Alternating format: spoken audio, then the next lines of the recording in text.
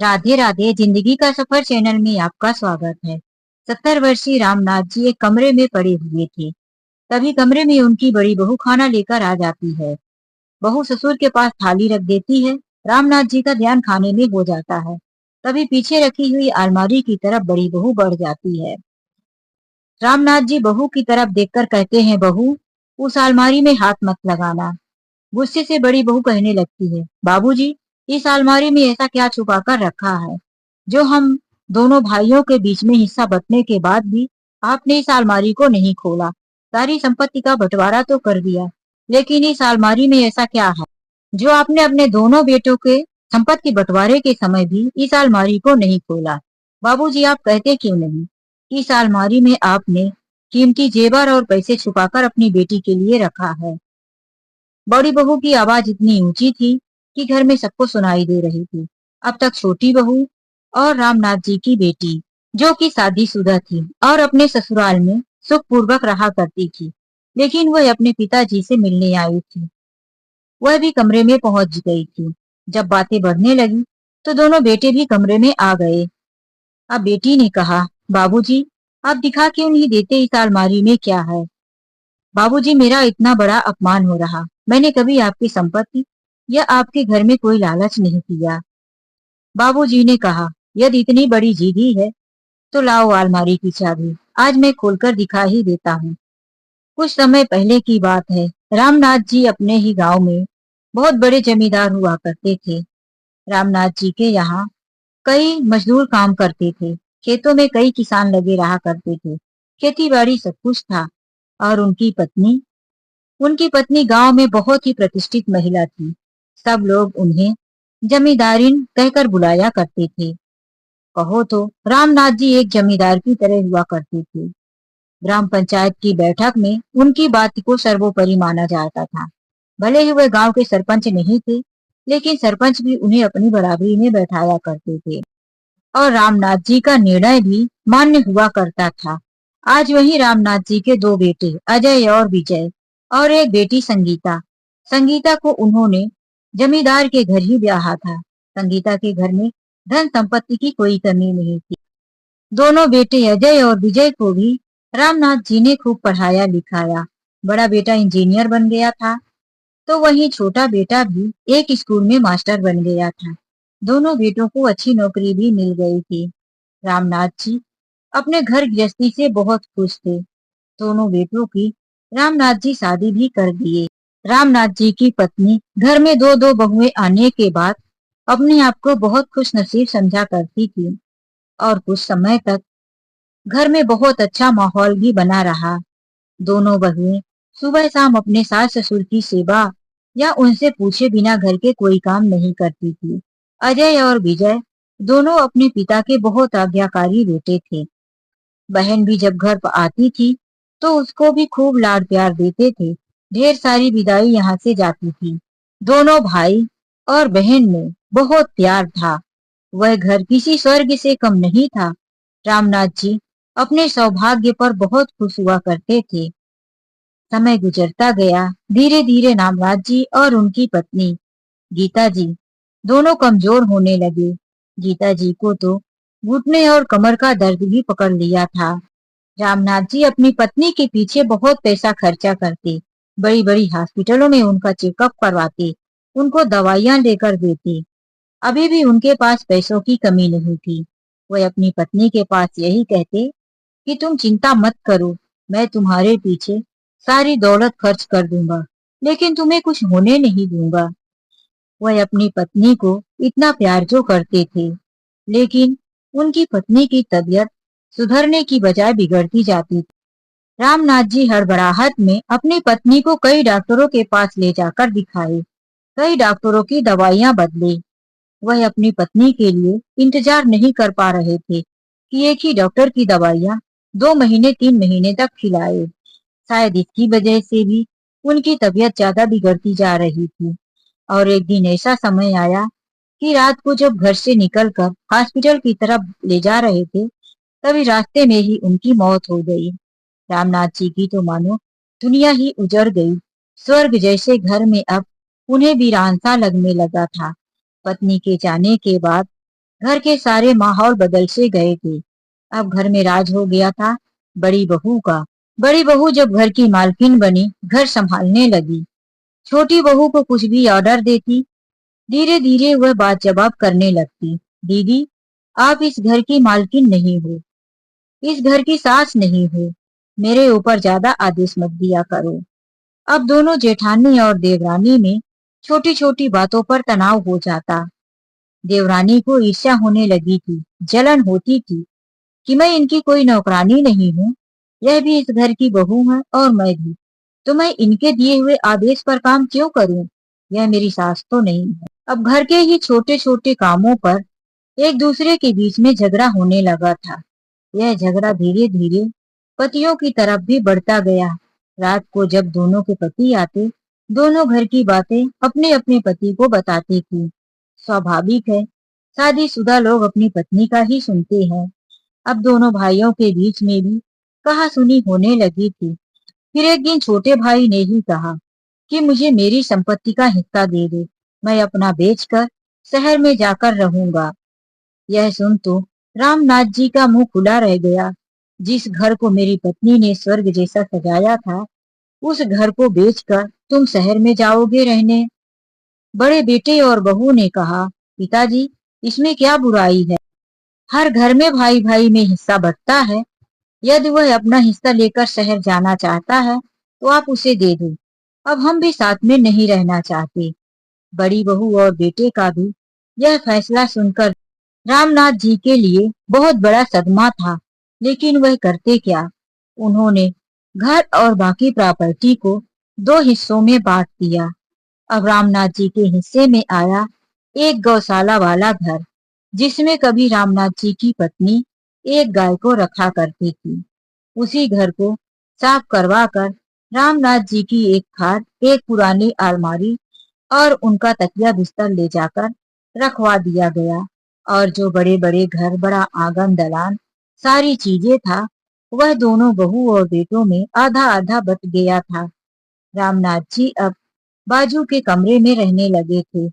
अब दोनों बहुएं अपने अपने घर में बड़े आराम से सुखपूर्वक मालकिन बन चुकी थी। अब बारी थी ससुर को खाना देने की, तो महीने के 15 दिन बड़ी बहू दिया करती थी और 15 दिन छोटी बहू।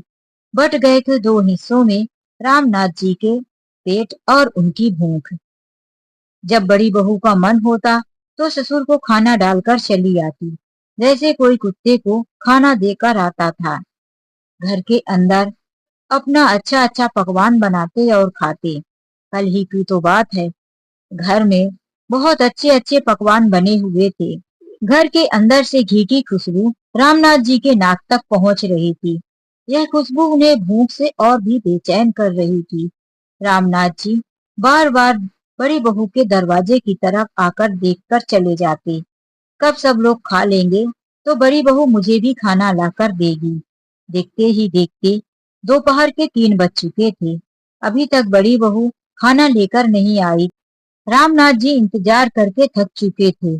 वह धीरे धीरे लाठी पकड़ते हुए झुकी हुई कमर को लेकर अपनी बड़ी बहू के दरवाजे पर पहुंच गए। बहू, कुछ बचा हो तो दे दो, बड़ी भूख लगी है। बहू ने अंदर से जोर से चिल्लाया। अरे, यहाँ तक पहुंच गए? ला रही थी। किसी दिन तो सब्र कर लिया करो। इतना देखो कि घर में मेहमान है, जब देखो भूख भूख करके पेट लेकर पहुंच जाते हैं। बड़ी बहू ने इतनी बेशर्मी से डांटा था कि रामनाथ जी शर्म के मारे फिर से झुके हुए लाठी को पकड़े अपने कमरे में जाकर बैठ गए। पीछे पीछे बहू 2 रोटी, दाल और प्याज लेकर रामनाथ जी के कमरे में गई और पटक कर बोली, लो, यही खा लो, कितना भूख लगती है, अब दोबारा झांकने मत आना। रामनाथ जी ने देखा, आज फिर से वही दाल, रोटी और प्याज, जबकि घर में हलवा, पूरी और अच्छे अच्छे पकवानों की खुशबू आ रही थी। रामनाथ जी ने बहू की तरफ देखकर कहा, बहू, बहुत अच्छे खाने की खुशबू आ रही है, घर में मेहमान भी आए हैं, तो क्या आज भी मुझे कुछ अच्छा नहीं मिलेगा? बहू गुस्से से बोली, अच्छा, तो इसीलिए गए थे दरवाजे तक कि घर में कुछ अच्छा बन रहा है तो मिल जाए। कुछ नहीं है, जो भी बना था सब मेहमानों के लिए था और अब खत्म हो चुका है।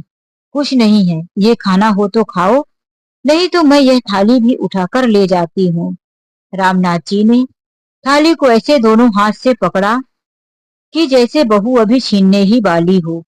वह रोटी को दाल में तोड़कर डालने ही वाले थे, तभी पोते ने आवाज दिया, मम्मी जल्दी से इधर आओ, मुझे रायता और थोड़ी सी पूरी दे दो, फिर मुझे बाद में खीर भी दे देना। रामनाथ जी के मुंह में रायता, पूरी और खीर का नाम सुनते ही मुंह में पानी आ गया और उस स्वाद का अनुभव पाने के लिए तड़प उठे। याद करने लगे कि जब उनकी पत्नी थी तो हफ्ते में एक दो दिन कितने अच्छे अच्छे पकवान बनाकर उन्हें खिलाया करती थी। अपने स्वर्ग जैसे घर में वह कितने खुश हुआ करते थे। और यहाँ आज दोनों बहू ने पहले घर छीना, संपत्ति छीनी, गौशाला में लाकर कर दिया, फिर बूढ़े ससुर का पेट भी कसने लगी। अब तो जो बचा रहता था पीछा छुड़ाने के लिए वही दे दिया करती थी। दोनों बेटे भी इतने गैर हो चुके थे कि कभी अपने पिता के कमरे की तरफ देखते भी नहीं थे, कभी पूछते भी नहीं थे कि कोई तकलीफ है, क्या खा रहे हो, कैसे जी रहे हो।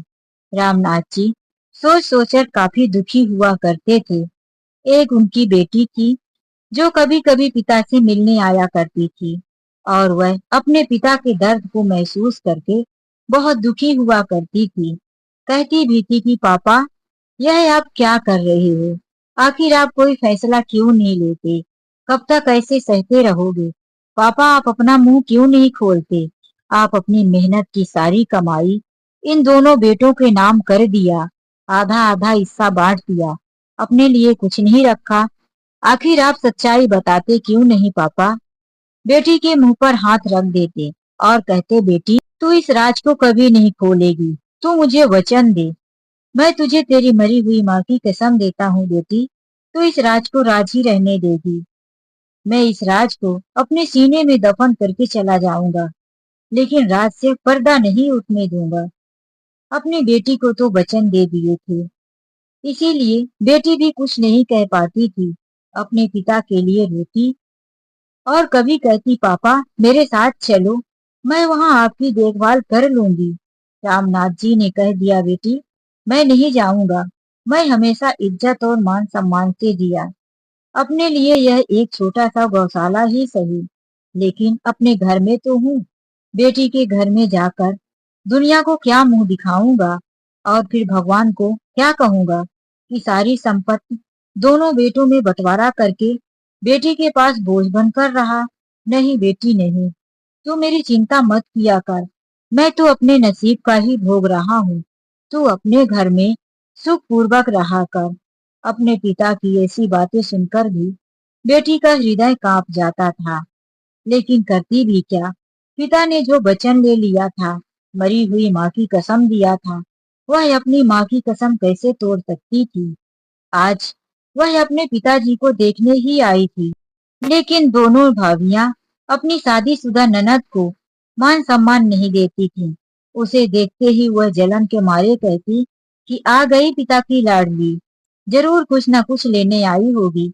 जब तक इसकी माँ जिंदा थी तो कितनी सारी इसको विदाई देती थी, सारा माँ से लूट कर ले जाया करती थी। अब आई है ठिकाने पर, हम इसे एक तिनका भी नहीं देंगे। और इसके बाप से भी हम लोग इसीलिए सब कुछ छीन लिए कि अपनी बेटी को कुछ ना दे। लेकिन उस बुढ़े के कमरे में वह अलमारी, वह उसे कभी छूने नहीं देता, उसमें ताला बंद करके उसकी चाबी हमेशा अपनी कमर में बांध के रखता है। आखिर उस अलमारी में ऐसा क्या खजाना है जो आज तक उस अलमारी को खोला नहीं, उसकी पहरेदारी करते रहते हैं। आज तो मैं उस अलमारी को खोल कर ही रहूंगी।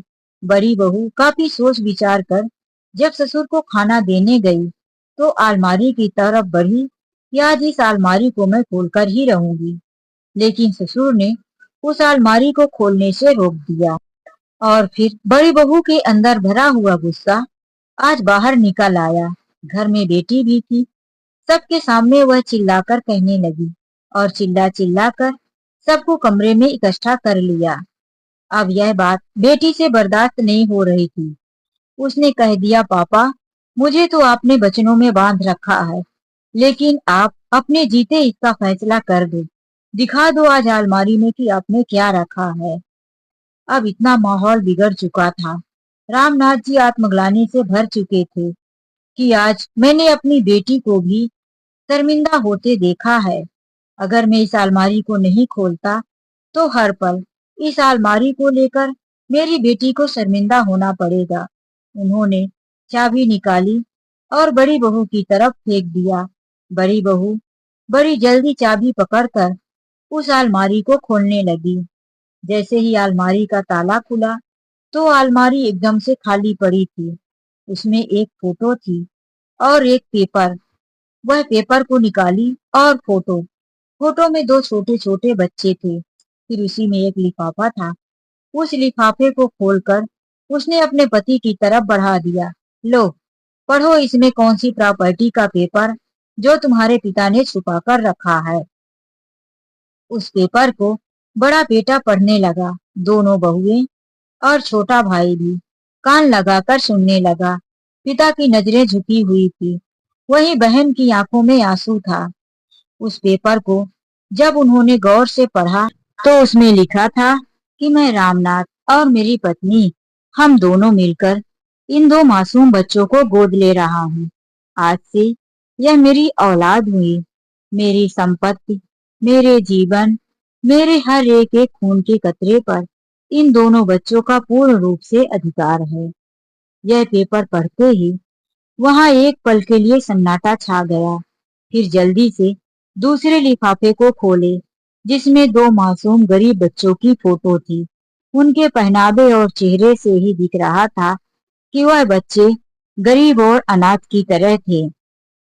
अब तो सबकी आंखों में आंसू। वह पेपर अपने पिता के पास ले जाकर बड़े बेटे ने कहा, पापा, यह दोनों मासूम बच्चे कौन हैं? और यह पेपर में क्या सच्चाई है पापा? रामनाथ जी अपनी आंखों को आंसू पोंछकर कहने लगे, बेटा, यही सच्चाई है जो आज तक मैं तुम लोगों के सामने नहीं किया।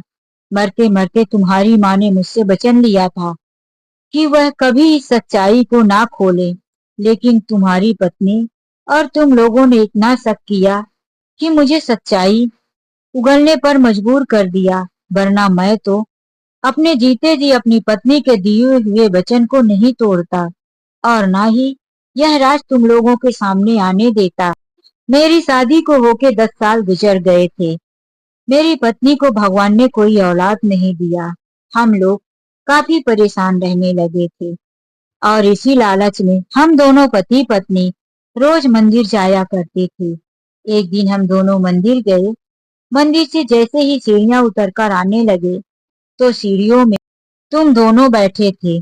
बड़ा भाई अपने छोटे भाई का सर अपने गोद में लिए था और छोटा भाई रोए जा रहा था।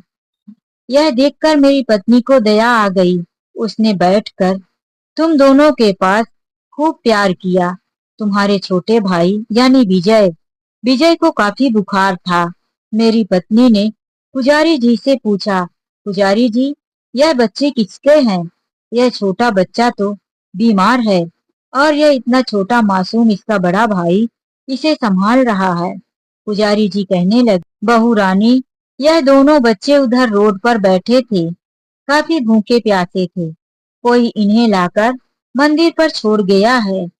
तब से यह बच्चे इसी मंदिर पर रहते हैं और मांगकर दोनों भाई खा लेते हैं और इसी मंदिर पर पड़े रहते हैं। इनके माता पिता का कुछ अता पता नहीं है। बेचारे बड़े मासूम से बच्चे हैं। यह सुनकर मेरी पत्नी का हृदय कांप गया। वह पुजारी जी से कुछ कहना चाहती थी, लेकिन मैं उसे उस दिन घर लेकर आया। रात को वह मुझसे कहने लगी कि वह दोनों बच्चे बड़े मासूम हैं, माता पिता का कुछ पता नहीं, मंदिर में पड़े रहते हैं। बारिश और धूप में उन बच्चों का क्या होगा? रात भर मेरी पत्नी करवटें बदलती रह गई। उन बच्चों के ख्याल से उसे नींद नहीं आई। दूसरे दिन सुबह जल्दी पहुंची और फिर पुजारी जी से कहने लगी, पुजारी जी, यदि आपकी आज्ञा हो तो मैं इन दोनों बच्चों को अपने घर ले जाकर इन्हें अपने बच्चे की तरह पाल सकती हूँ। पुजारी जी कुछ सोचने के बाद कहने लगे, बहू रानी, शायद भगवान की यही मर्जी है। आपकी गोद भी इसीलिए सूनी है। आप इन दोनों बच्चों को अपने घर ले जा सकती हैं। उसी दिन मेरी पत्नी दोनों बच्चों को घर लेकर आई और फिर बड़े धूमधाम से पंडित को बुलाकर दोनों बच्चों का नामकरण कराई। बड़े बेटे का नाम अजय, छोटे बेटे का नाम विजय। उस दिन से, जब से तुम दोनों अपने माँ के जिंदगी में आए हो, तुम्हारी माँ तो दुनिया ही भूल गई। तुम दोनों के प्यार में इतना खो गई कि उसे पता भी नहीं कि उसने तुम दोनों को जन्म दिया या कहीं से लेकर आई। वह अपने भाग्य पर बहुत खुश थी।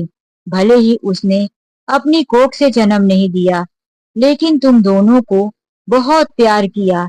कभी महसूस नहीं होने दिया कि तुम दोनों उसकी सगी औलाद नहीं हो। मैं भी तुम दोनों के लिए सारे फर्ज निभाता रहा जो एक पिता का फर्ज होता है। अब सारी बातें सुनकर दोनों बेटों को आंखों से आंसू बहने लगे। बाबूजी, आपने और माँ ने कभी एहसास ही नहीं होने दिया कि हम आपकी औलाद हैं। हाँ बेटा, यही तो तुम्हारी माँ का प्यार था। तुम दोनों के आने के बाद ही भगवान को तरस आया और फिर भगवान ने हमें बेटी के रूप में एक लक्ष्मी दे दिया। हमारा घर खुशियों से भर गया। तुम तीनों को देखकर तुम्हारी माँ बहुत खुश हुआ करती थी। वह बेटी और तुम दोनों में कभी फर्क नहीं समझा। एक बेटी के आने के बाद तो हमारा परिवार संपूर्ण हो गया था। तुम दोनों को पढ़ता लिखता और अपने पैरों में खड़ा होता देख हम दोनों माता पिता अपने को धन्य समझते थे। सबसे ज्यादा खुशी तो उस दिन हुई जब दोनों बहुएं इस घर में आई। सब कुछ सही चल रहा था, लेकिन शायद पत्नी के मेरे जीवन में ज्यादा सुख देखने का लिखा ही नहीं था और वह इस दुनिया को छोड़कर चली गई और मैं रह गया उसके पीछे इस दुनिया में अकेला। अब बड़ा बेटा दोनों बाहें फैलाकर पिता की तरफ दौड़ा। नहीं बाबूजी, आप अकेले नहीं हो। आपके दो दो बेटे हैं, दो दो बहुएं हैं। आप ऐसा मत बोलो। हमसे जो भी भूल हो गई है, हम उसे सुधारने की पूरी कोशिश करेंगे। अब दोनों बहुएं भी शर्मिंदगी से नजर झुका ली थी। ससुर के सामने हाथ जोड़कर माफी मांग रही थी। छोटा बेटा भी अपने पिता के गले लग चुका था। दोनों बेटों ने अपने पिता को अपने गले से कसकर लगा लिया था। आज रामनाथ जी भी आंखों में आंसू लिए हुए दोनों बेटों के गले से लग चुके थे। कुछ समय तक इतना मनोरम दृश्य था, सबकी आंखें नम थी, लेकिन यहाँ पर खुशी के भाव था। धीरे धीरे रामनाथ जी की पकड़ ढीली होती गई, सांसें थमने लगी, आंखें बंद होने लगी। रामनाथ जी ने कहा, मैंने पत्नी के वादा को तोड़ दिया है। विजय की माँ, मुझे माफ कर देना। मैं तुम्हारे पास आ रहा हूँ। दोनों बेटों की आंखें नम हो गई। नहीं पापा, अभी तो हमने आपको वचन दिया कि हम आपको हमेशा सुखी रखेंगे। आपने तो हमें प्रायश्चित का मौका भी नहीं दिया। पापा, हम तो आपके बेटे कहलाने के लायक भी नहीं रहे। आपका बलिदान, आपका प्यार हम लोग समझ ही नहीं पाए। दोनों बेटों की आंखों में आंसुओं की झरना बहने लगी। दोनों बहुएं भी आत्मग्लानि से खुद को ही कोसने लगी। फिर कुछ ही पल में अपनी ननद की तरफ देखा और दोनों एक साथ अपनी ननद को उठाकर गले लगा दी। माफ कर देना संगीता, हमसे बहुत बड़ी भूल हो गई। मम्मी पापा तो नहीं रहे। यदि तुम हमें माफ कर दोगी तो मम्मी पापा की आत्मा को भी शांति मिलेगी। दोनों भाइयों ने भी अपनी बहन को गले से लगा लिया और याद करने लगे वह बचपन, जब वह अपनी बहन को कितना प्यार किया करते थे। हमेशा दोनों भाइयों की लाडली बहन हुआ करती थी संगीता। तो दोस्तों, यह कहानी आप लोगों को कैसी लगी, लाइक और कमेंट करके जरूर बताइए। चलिए मिलते हैं एक ऐसी नई कहानी के साथ। आज के लिए बस इतना ही। राधे राधे। जिंदगी के सफर चैनल में यदि आप पहली बार आए हैं तो प्लीज जाने से पहले चैनल को सब्सक्राइब करना और वीडियो को लाइक करना मत भूलिए। Radhe Radhe, good night.